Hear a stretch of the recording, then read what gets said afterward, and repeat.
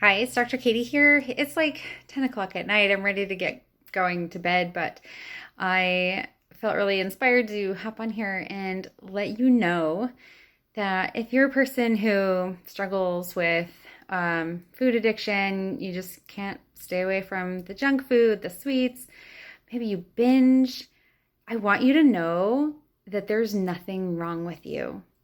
All right. It's not, the struggle that you have is not because you're lazy. It's not because you aren't smart enough to figure it out. It's not for lack of willpower. It's not for lack of trying. It's not because you lack self control. It's not because you're less worthy. It's none of that. Okay. So I want you to stop believing that and stop telling yourself that because it's simply not true. Okay.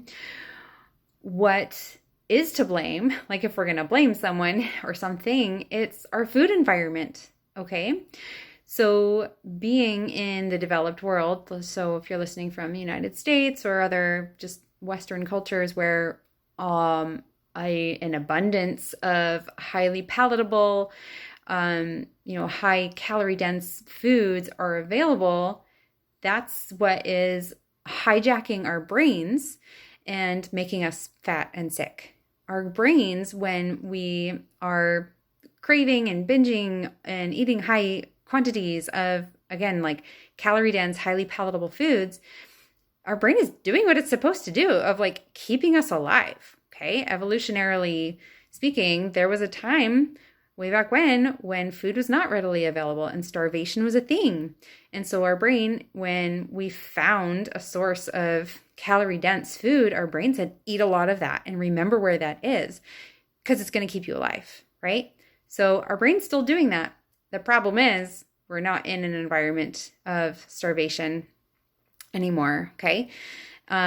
So your brain is actually completely healthy and doing its job, and you should thank it and also know that there's nothing wrong with it and there's nothing wrong with you.